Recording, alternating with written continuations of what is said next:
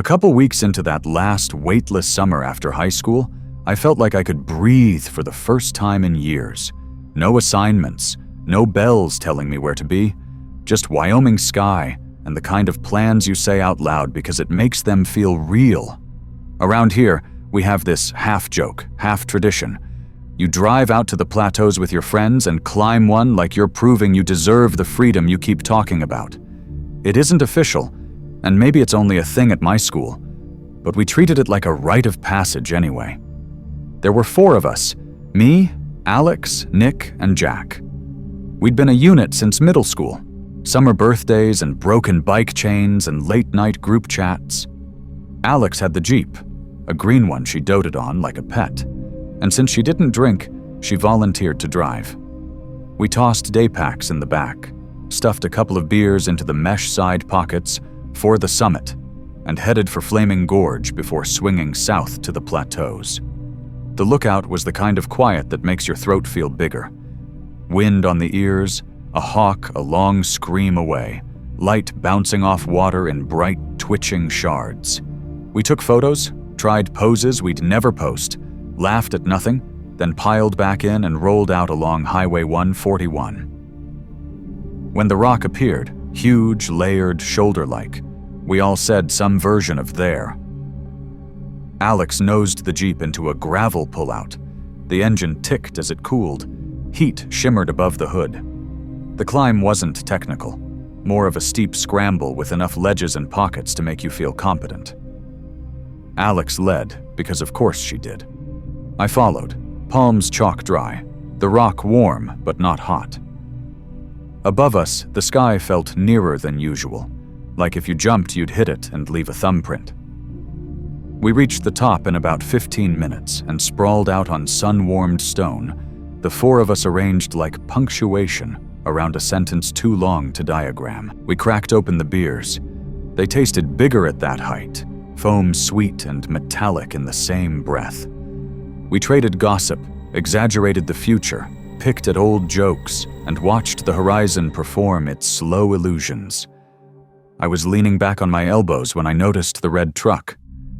It came fast along the empty ribbon of highway, a bright insect on gray skin, and then brakes. Dust lifted like a curtain. The truck stopped, paused as if listening, and then reversed in a smooth, long slide until it aligned with our pullout. The cab door opened. A man stepped down. At that distance, he was a set of shapes. Cap, shoulders, boots, but the way he moved made something in my back tighten. He walked directly to Alex's Jeep and began circling it, stopping to shade his eyes and look in, trying the doors, leaning his weight on the handles like he might force a tired latch to give up. "Hey!" Nick shouted, voice thudding and bouncing, surprising even us. The man jerked from the glass, lifted his head toward the sound, squinted up the rock, found us. He raised his hand and waved, casual, friendly even. We looked at each other like, okay, he'll leave now. He didn't. He bent to peer more closely, cupped his hands to the side glass, tried the rear handle, tugged the tailgate. The wrongness that had been humming in the background clicked into a higher gear. Jack cupped his mouth and yelled, "We're armed!" I felt the word leave him and wished I could snatch it back out of the air. The man pivoted, looked up again, and grinned. Not big, not cartoonish. A private grin, like someone enjoying a joke at your expense. "So am I," he called, and lifted something that caught the sun. At that distance, it was a shard of brightness. Then the shape settled in my mind, and I knew. Heat washed through me and then withdrew, leaving a cold outline where my ribs should have been. Alex shouted, "Get away from my car!" Her voice cracked at the end, and then steadied like she found a railing to hold on to. He turned his back and drove his shoulder into the glass. The thud reached us a beat later. He hit again, and again. A spiderweb of white lines bloomed across the window, held, shimmered, deepened, We were already moving, sliding and stepping, choosing speed over neatness. The rock bit our palms. Grit found the thin skin at the base of my nails. Somewhere below us, the window gave with a crack, and an ugly cheer rose out of my chest and died there, nothing like joy. We hit the last drop and jogged onto the gravel, breath hot, hearts too big for our ribs. "Stop," the man said, not loud, just flat, and brought the gun up. Everything inside me went still and bright and simple. We stopped. Our bodies knew before our brains could argue. "Phones and wallets," he said. 2 steps forward, toss. I pulled my phone from my pocket and my fingers didn't feel like mine. I tossed it, watched it spin, watched the case pop off and skitter. My wallet felt obscene in my hand. Too personal, too ordinary for this moment. I tossed that too. We all did. He didn't hurry. He collected everything like he had all afternoon. He glanced at the Jeep, at the slumped rectangle that used to be a window, and then at Alex. He reached into his pocket and pulled out a knife with a short, mean blade. He squatted by the rear tire and sank the knife in. The hiss of air was loud and steady, like a long sigh meant to annoy. He walked back to his truck. No plates, I saw that then, just blank metal. Climbed in, shut the door, and drove away. Gravel clicked and spat under his tires. The highway accepted him back, and he became a red dot, and then a memory you try not to test by looking. We stood in the shape he left us, arms heavy at our sides, eyes darting nowhere useful. A grasshopper leaped and landed and leaped again. The sound of the wind returned by increments. Alex made a sound that was too big to be a word and kicked a fist-sized rock so hard it spun and hit my shin. She didn't notice. She walked a tight O around the Jeep and pressed her palm to the ripped tire like it might apologize. Her throat moved. I couldn't tell if she was swallowing anger or tears. Jack found his voice first. "Spare," he said, like naming a tool conjures it. We got the back open, shifted the jumble, found the jack and the donut. Jacked, loosened, lifted, lowered, each verb a small penance.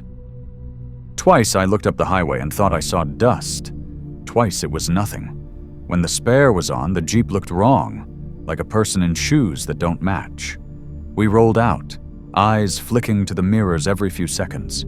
No sign of him, just the long, indifferent road and the land, which didn't care. Back in town, Alex's house was suddenly a fortress. We rang the bell because we didn't have our keys. Her mom's face went from welcome to worry to anger in the time it took us to say, "Robbed." She handed over her phone without making us ask. The call to the police felt like calling into a dream.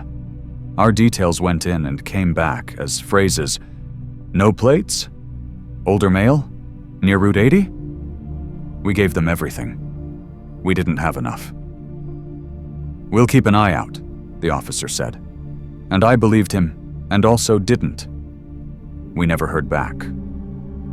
That night, I lay on my back and saw sunlight flick on metal again every time I closed my eyes.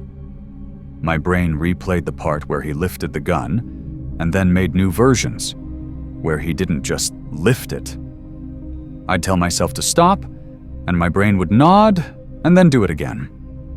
Sleep came like a debt collector, late, grudging, and certain to return. For months afterward, open places felt less open. I'd stand at the edge of something beautiful and think about how fast a vehicle can stop, how quickly a person can cross gravel, how a grin can feel like a hand closing around your throat. Freedom got quieter.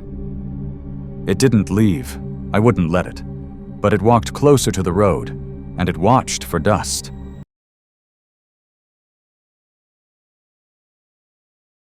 This happened a few summers ago, when I was 19. and full of road trip bravado. My older brother Luke had just graduated from college in California, and my job, self-appointed, was to help him pack his life into a rented U-Haul and drive it all the way back to New Jersey. 4 years' worth of furniture, boxes of books, mismatched dishes, a bike that had seen better chains, everything that didn't fit in a suitcase got a spot in the truck. To me, it wasn't just moving. It felt like a proper adventure. Big sky, long highways, greasy diners that taste better than they should. Freedom with a steering wheel.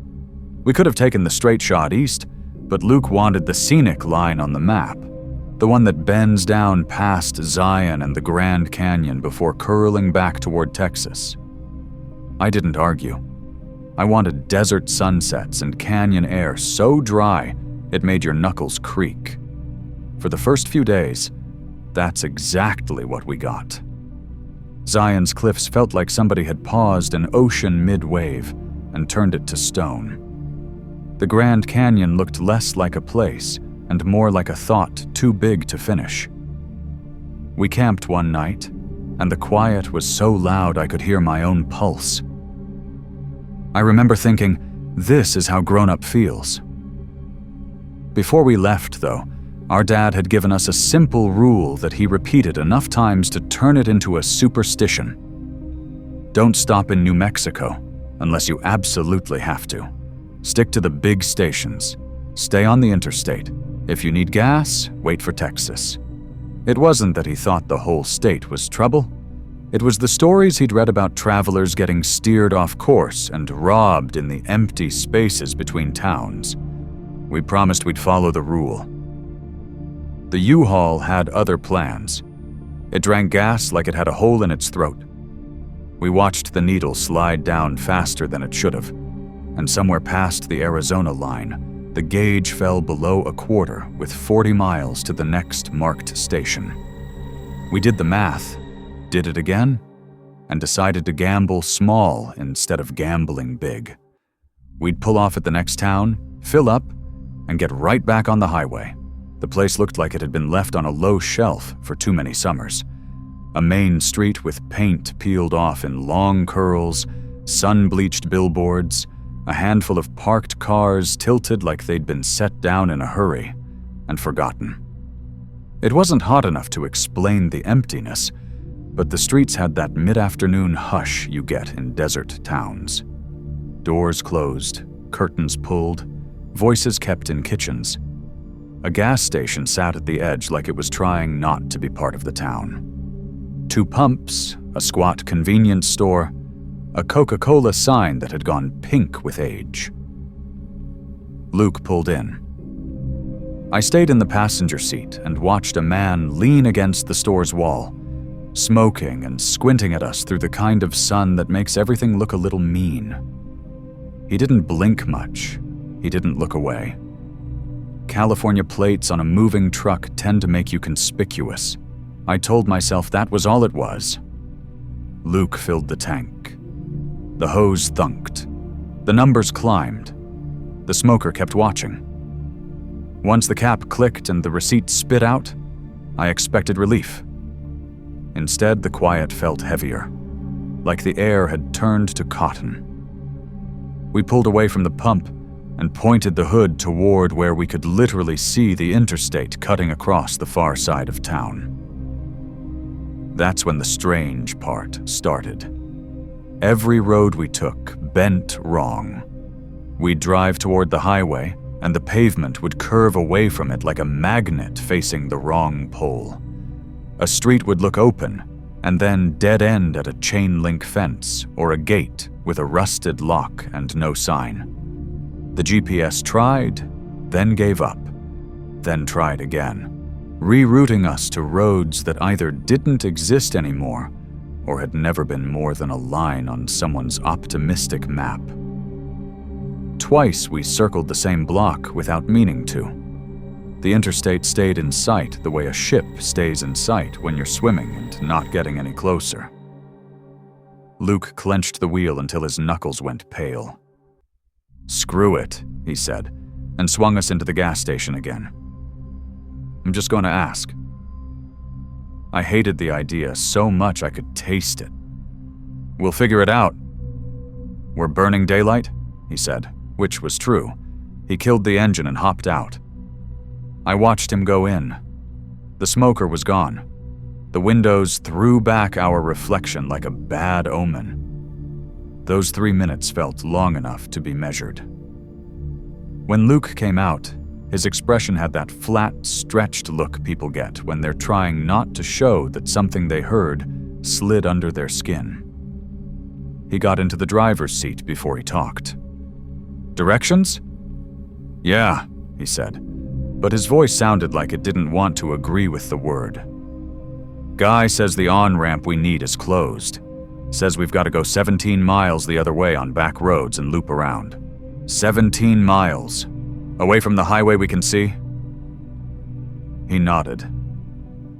He was really insistent, like that's the only way. And he asked a bunch of questions about where we're headed, how long we've been driving, if it's just the two of us. Luke looked at the mirror, then at me. Didn't like it. Neither did I. The cab felt small suddenly, the kind of small that makes you aware of where you'd put your hands if you needed them fast. Before we could decide whether to trust a bad feeling or a stranger's certainty, a dusty pickup rolled up beside us. The passenger window slid down, and a man in a sun-bleached cap leaned over the bench seat. He took a quick look at our truck, at the plates, at us. "You boys lost?" he asked.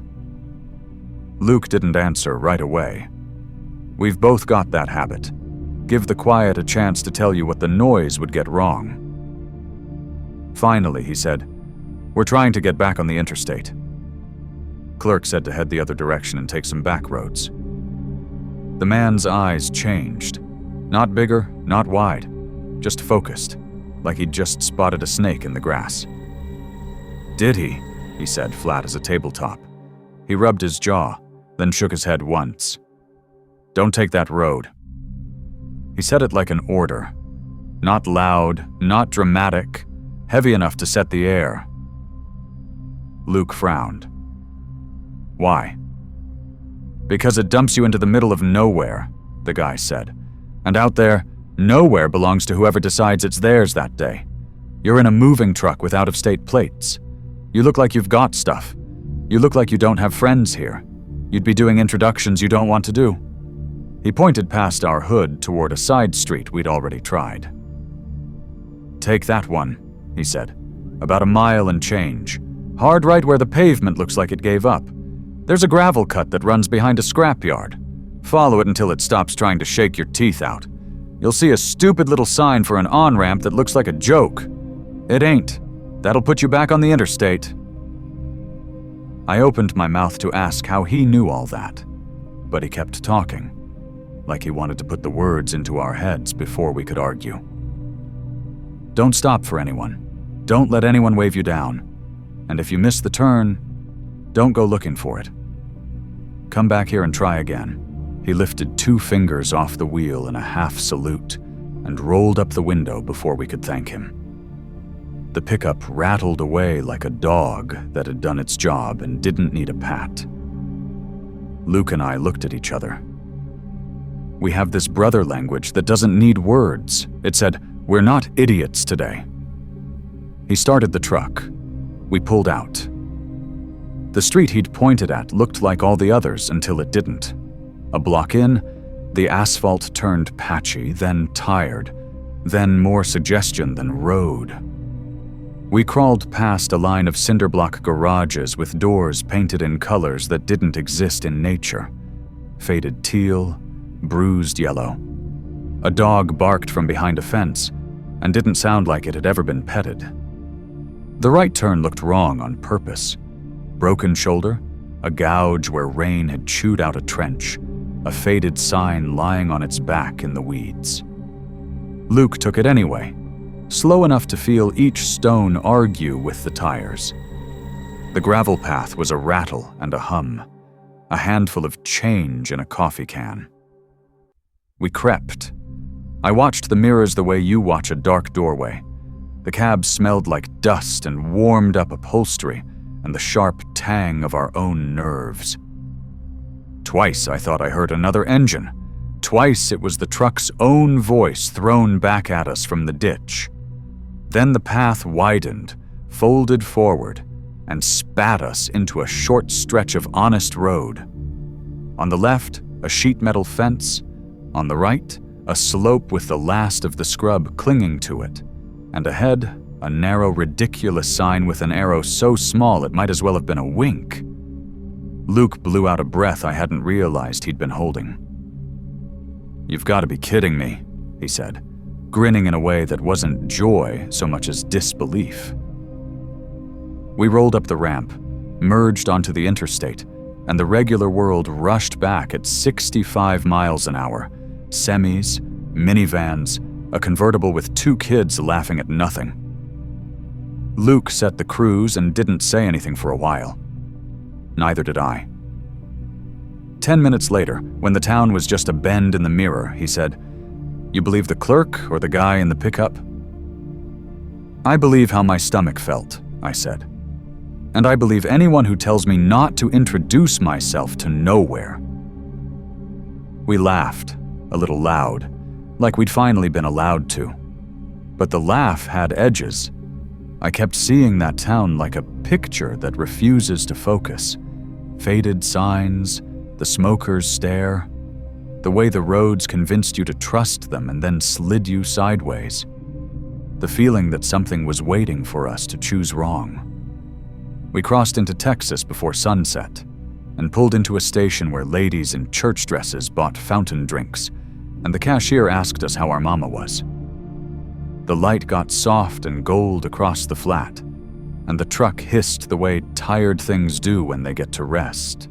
Luke went inside to pay, and I stood there with my hands in my pockets, listening to the pop and click of the cooling engine, watching moths try to memorize the shape of the canopy lights. On the drive that night, we didn't say New Mexico like a place. We said it like a lesson. Stick to the light.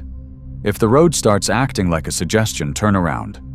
If someone pushes too hard to send you where you don't want to go, don't go. I know it sounds dramatic to call a weird afternoon in a small town the scariest part of a cross-country trip. But fear isn't a roller coaster. It's a closed door everyone swears is the way out. It's a clerk who smiles too long and tells you there's only one road. It's a man in a sun-bleached cap who leans across his seat and uses the exact tone your dad used when you were 10 and about to touch a hot stove. It's the knowledge, felt before it's thought, that there are places in the middle of the map where no one would hear you kick the dust. We made it home, unpacked the truck, argued about where the couch should go, ate pizza from a place that had our names in the system already. Life, boring, precious, ordinary, started again. But sometimes when I'm driving late and the highway is down to 3 cars and a lot of dark, I'll pass an exit for a town that's just a name on a sign and feel that same little tug in my gut. I think of the gravel road that saved us and the other road we didn't take.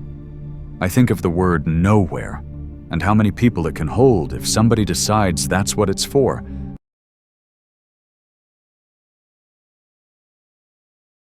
Five summers ago, I took what I thought would be a shoestring budget memory-making trip through Croatia with my girlfriend at the time. She was mixed, half Croatian, half Brazilian, and all heart.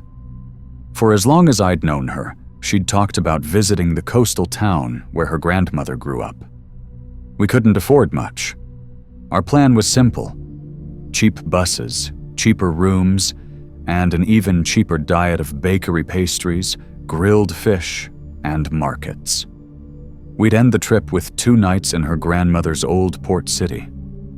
Not one of the glossy beach towns you see on postcards. More cranes and freighters than sand and umbrellas, more gulls and diesel than sunbathers and cocktails. We arrived in the late afternoon, the light hanging low and gold over gray water. The harbor smelled like salt and oil and fried dough. Ferries honked. Gulls screamed. The streets near the water were loud and compact. Scooters rattled over cracked stone. Women argued good-naturedly from windows strung with laundry, and men in work boots smoked in tight clusters, talking with their hands, as if the air were part of the conversation. My girlfriend threaded us through it all with this particular kind of pride. Head up, shoulders back, like she finally understood the shape of a story she'd been told since she was a kid. Our Airbnb was small and tired, one room and a narrow kitchen, up 3 flights of echoing stairs. The host handed over 2 jangling keys and warned us, in a whisper, to close the gate downstairs after 10. I laughed it off, thinking it was just a big city habit. The mattress springs squeaked when I dropped my backpack, and the window stuck halfway on its slide. We were broke, but we were exactly where she'd always wanted to be, so it felt like luxury anyway. That first evening, we wandered the promenade. She stopped every few minutes to read street plaques and point to shop signs, testing the edges of her language like you'd test the temperature of a pool with your toe. She wasn't fluent, but it lived inside her, the way lyrics live in you after hearing a song your whole childhood. A few older people smiled at us warmly when she spoke. A few others watched us pass without expression. I told myself it was normal. Port cities look at strangers the way the sea looks at small boats. They weigh you. They decide. We ate cheap. Paper cones of fried sardines with lemon. Bread bought from a woman who called everyone "sunts."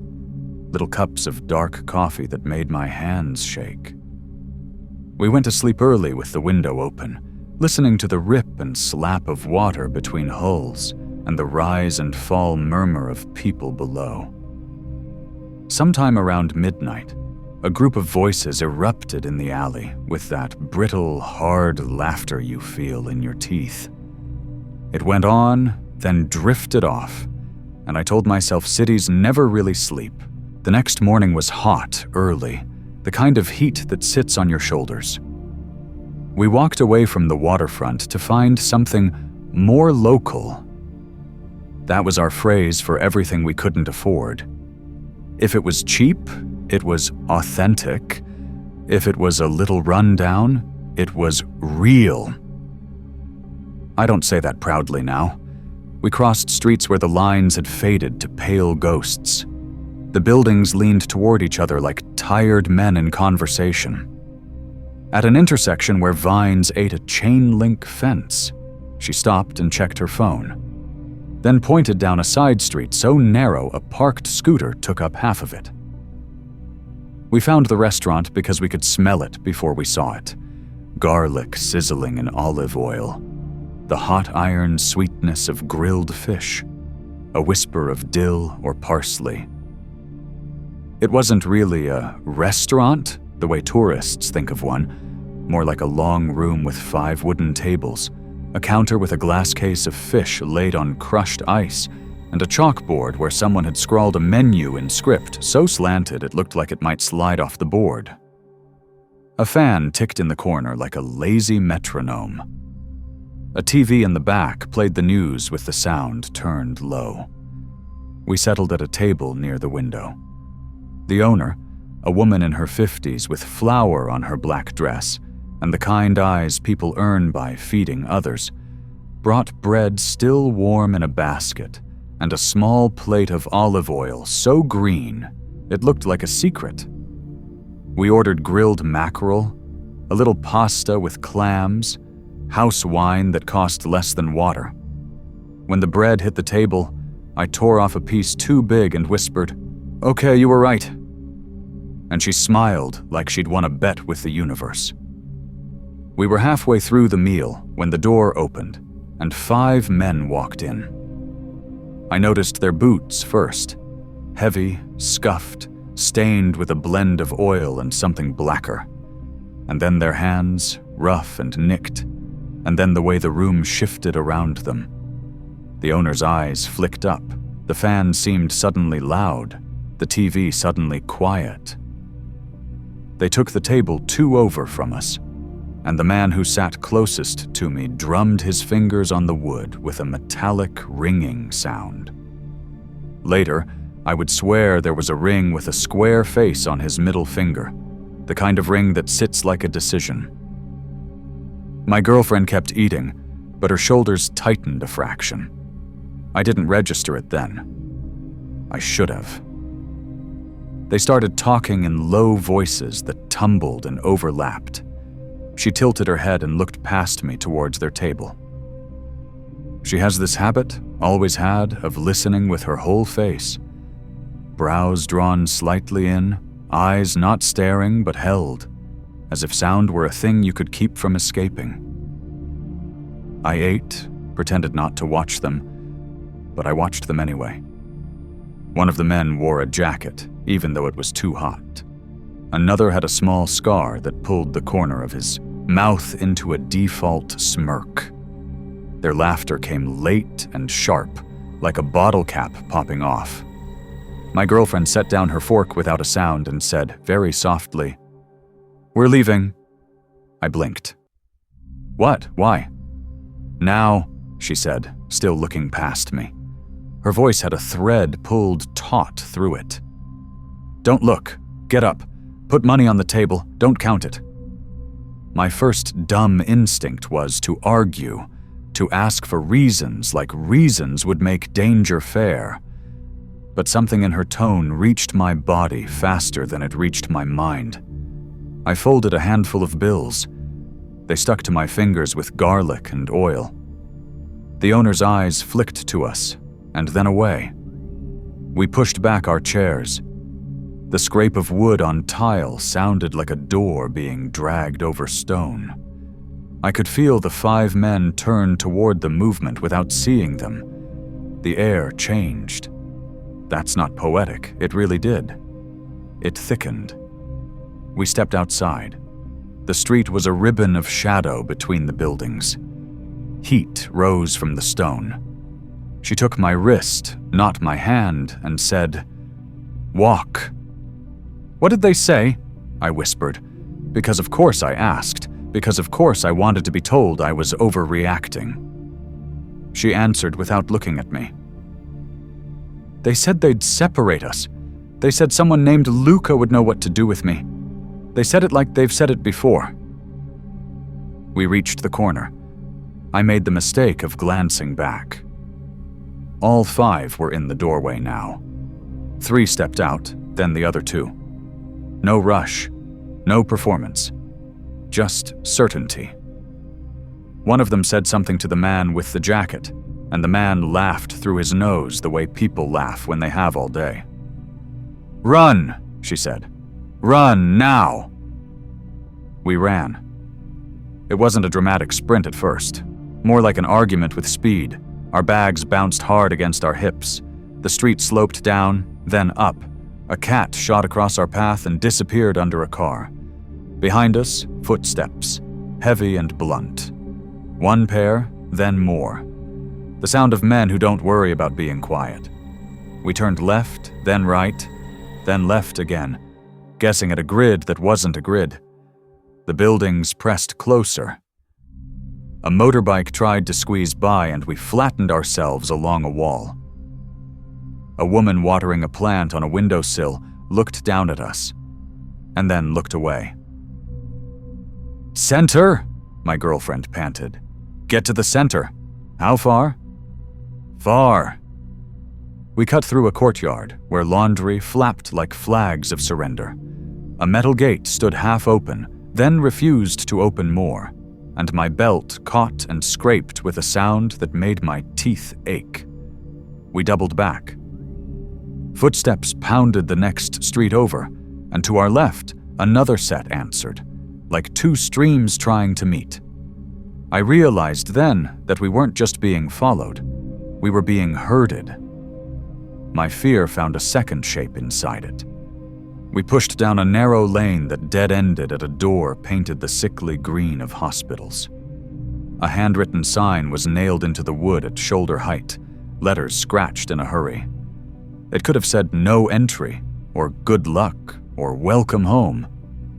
I wouldn't have known. She grabbed the handle. It didn't budge. We were breathing the kind of breath that burns. I heard the scuff of boots on the mouth of the lane and risked a glance. 2 of them stood there, silhouettes broad and unbothered, as if they had reached the end of a conversation and were considering how to begin the next one. "Back," she said, and I don't know where the calm in her voice came from, because my name was hammering in my head like a bad drummer. We moved toward the wall. The second set of men's footsteps came quick and then slowed, and for a heartbeat I thought I heard one of them chuckle.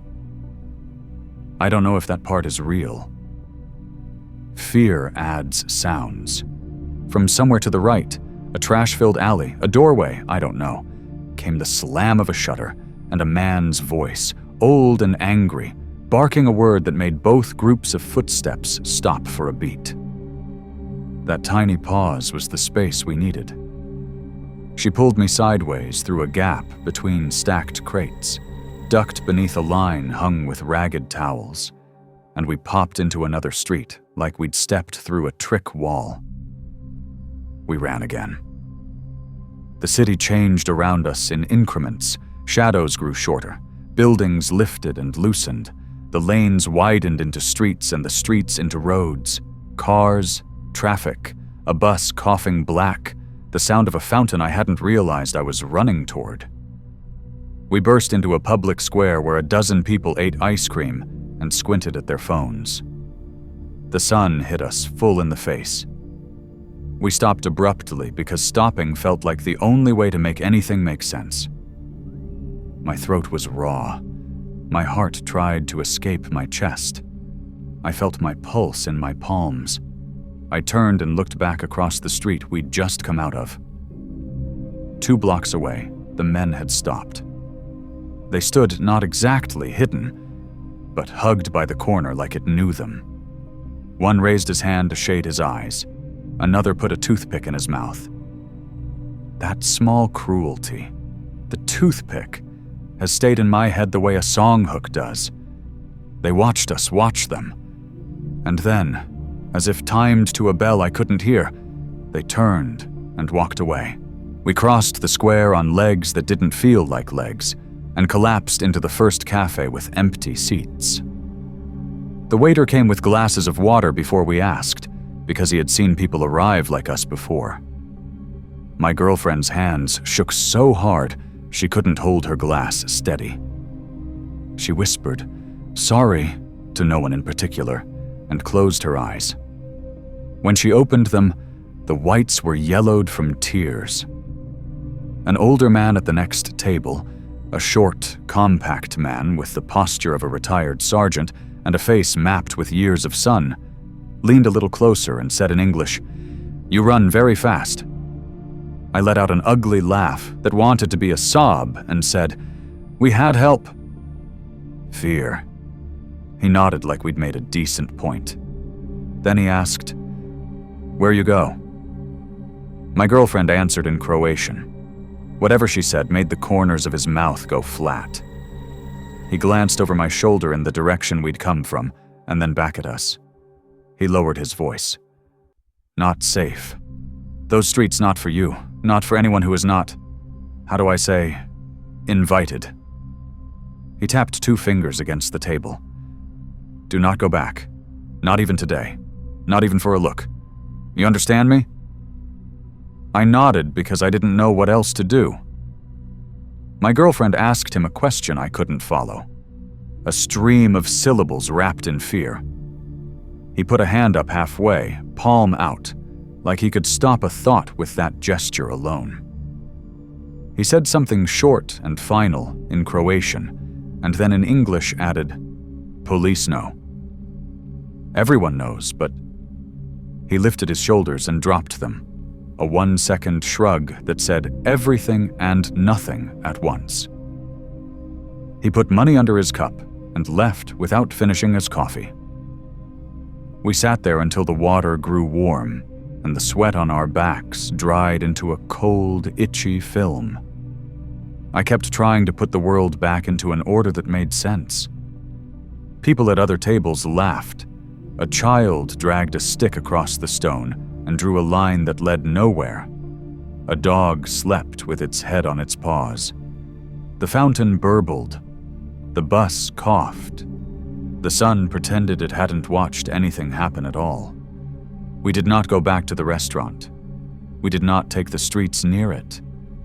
We did not take streets that even looked like they might become those streets.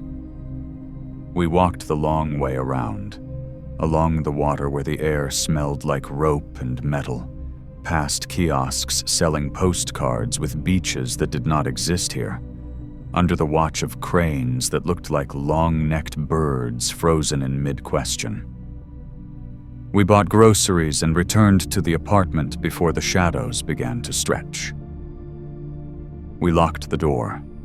We slid the sticky window shut. We closed the gate at the bottom of the stairs and pulled on it until the latch bit.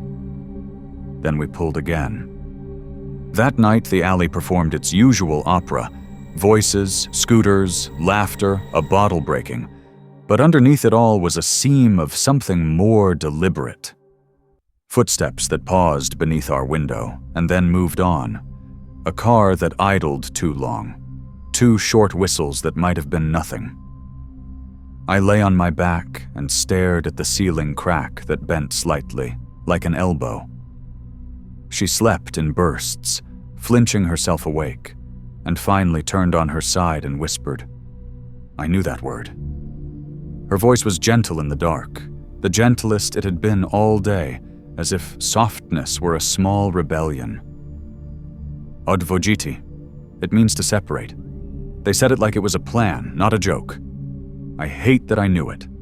I'm glad I knew it. I hate that both can be true. I said, I'm sorry, because guilt had already begun building its little nest in me. I'd been the one to nudge us toward more local. I'd been the one who glanced back. I'd been the one who thought we were safe because the food was good and the wine was cheap. In the morning, the air in the apartment tasted stale. We took quick showers, stuffed our clothes into our bags, and checked that we hadn't left anything under the bed. The hall smelled like detergent and dust. I carried both backpacks because it made me feel like I had something useful to do. We left the keys on the little table by the door, the way the host had asked, and went out as the city was still stretching awake. On the promenade, the world looked ordinary again. A man sold newspapers, and a woman scolded her dog for stealing a piece of bread from a plastic bag. A fairy horned, deep, and patient. At the bus station, a woman in a blue vest sold tickets through a window smudged with fingerprints. We sat on our bags and ate dry rolls and watched buses arrive and leave. Every few minutes, I checked the square, scanning for a jacket that didn't fit the weather, a face with a scar that pulled a mouth one way. No one looked like a story I recognized. We rode out of the city hunched together in the back row of a coach with seats that reclined too far. The road traded port for hills, hills for fields, fields for a valley that made me think of home in a way nothing else on the trip had. As we passed a cluster of roadside shrines, my girlfriend pressed her head into my shoulder and let out a long, shaking breath. It wasn't relief yet. Relief was still several towns away. But it was the sound you make when your body finally believes your mind's promise that you'll live to tell this one. We didn't talk much about it after we got back. Not out loud. It showed up in other ways. She started checking the exits in every cafe before she ordered. I started avoiding the word authentic, like it might bite me. Sometimes, when a group of men laughed the wrong way behind us on a street anywhere, in any country, we looked at each other without moving our heads, and the look said we would run if we had to. If you want a moral, there isn't really one. I can tell you to be careful in places you don't know, but you already know that. I can tell you to trust the person who understands the language, but that's obvious too. What I learned is smaller and meaner. Danger doesn't announce itself with music. It looks like a cheap menu and a basket of warm bread. It sounds like a familiar word spoken like a promise. It takes a city you wanted to love and turns it into a map of places you will never walk again. And sometimes it leaves you with nothing worse than a story and the taste of good food gone cold, which is its own kind of mercy.